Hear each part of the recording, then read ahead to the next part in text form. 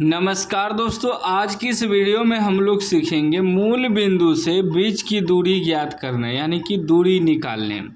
सवाल कर रहा है मूल बिंदु से बिंदु 11,60 की दूरी है, मतलब बीच की दूरी कहिए या दूरी कहिए। ऑप्शन ए में है 51 इकाई, बी में है 53 इकाई, सी में है 59 इकाई, डी में है 61 इकाई। अब मूल बिंदु से जब दूरी निकालने का आता है तो विद्यार्थी एग्जाम में छोड़ के आ जाता है, सवाल को बना ही नहीं पाता है, उसे समझ ही नहीं आता कि मूल बिंदु क्या है। देखिए मूल बिंदु जो होता है, मूल बिंदु का मतलब हुआ, मूल बिंदु होता है 0,0 हमेशा। मूल बिंदु से बिंदु 11,60 की दूरी निकालना है तो मूल बिंदु हमेशा जो होता है 0,0 होता है, याद रखिएगा मूल बिंदु। तो इसका कहने का मतलब है कि मूल बिंदु यानी कि 0,0 से बिंदु 11,60 की दूरी है, ठीक ना। इसका कहने का मतलब यह है, ठीक। बिंदु 11,60 की दूरी है, यह कहने का मतलब है, इस सवाल का मतलब है। तो देखिए एक चीज़ समझिएगा, मैं आपको थोड़ा समझाता हूँ, ठीक ना। मूल बिंदु जब ये 0,0 है तो हमें इसको छोड़ देना है। ये हम आपको इसलिए समझाएं कि मूल बिंदु 0,0 होता है कि ऑब्जेक्टिव में पूछता है कि मूल बिंदु क्या होता है, तो 0,0 होता है। जब ये 0 हो गया इसको छोड़ देना है, सिर्फ इसका हल करना है, क्योंकि मूल बिंदु तो 0,0 है, 0 में ना ही घटेगा ना ही जुटेगा।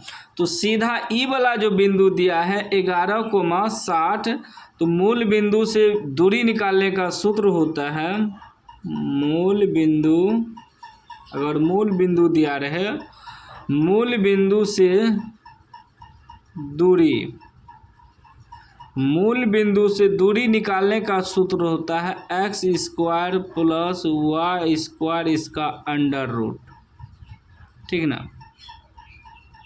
यह सूत्र होता है मूल बिंदु से दूरी निकालने का। मूल बिंदु 0,0 होता है, इसलिए हम आपको समझाएं कि ऑब्जेक्टिव में बहुत बार पूछा जाता है कि मूल बिंदु क्या होता है, तो 0,0 होता है, ठीक है ना। और इस सवाल का मतलब हुआ कि मूल बिंदु से बिंदु इतना की दूरी, मतलब मूल बिंदु 0,0 बिंदु 11,60 की दूरी कर रहा है निकालने।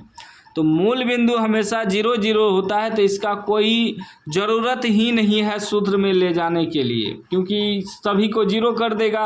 अगर 0 से गुना होगा तो 0 होगा, 0 को जोड़ेंगे तो कोई इफेक्ट नहीं पड़ेगा। तो इसलिए मूल बिंदु से दूरी निकालने का सूत्र होता है x² प्लस y²। तो ई आपका x हो गया, ई y हो गया। हमेशा पहले x होता है फिर y होता है। 0,0 इसका मतलब x का मान 0 और y का मान 0 है। 11,60 है, इसका मतलब x का मान 11 और y का मान 60 है। हमेशा याद रखिएगा, पहले x होता है फिर y होता है। तो मूल बिंदु से दूरी निकालने का सूत्र याद रखिएगा, x² प्लस y² का अंडर रूट। x आपका 11 हो गया, 11 का स्क्वायर प्लस y आपका 60 हो गया, 60 का स्क्वायर अंडर रूट, ठीक। अब देखिए 11 का स्क्वायर 121 हो जाएगा, अंडर रूट प्लस 60 का स्क्वायर छोछा के 3600, 3600 हो जाएगा ना।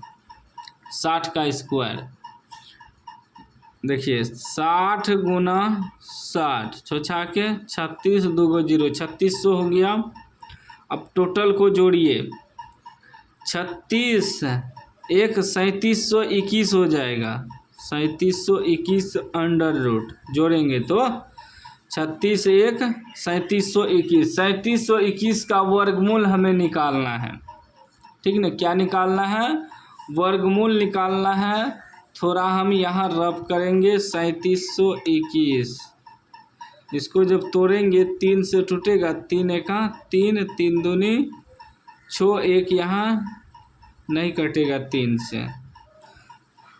से नहीं कटेगा, 17 से कटेगा,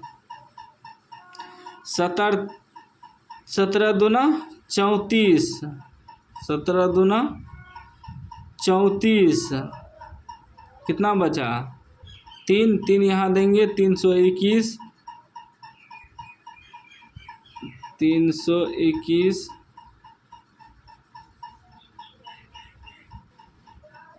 32, फिर 17 1 17 बच जाएगा 12, 12 3 15।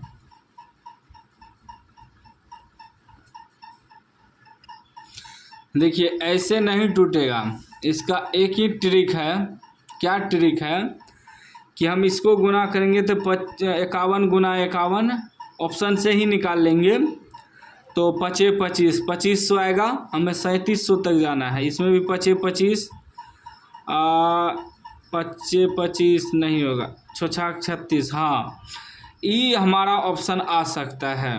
कैसे देखिए, अगर हम 61 गुना 61 करते हैं तो यहाँ देखिए 61 गुना 61 करने पे जो है ना 3721 आ जाता है। यानी कि इसको लिखेंगे 61 गुना 61 अंडर रूट, 2 गो 61 मिलके 1 गो 61 बाहर निकल जाएगा, 61 इकाई हमारा आंसर हो जाएगा। कभी कभी यदि आपका गुणनखंड ना हो तो ऑप्शन से ही आपको दिमाग लगाना है, ठीक ना, क्योंकि रूट में है, इसका मतलब 2 गो मिलके बाहर निकलेगा।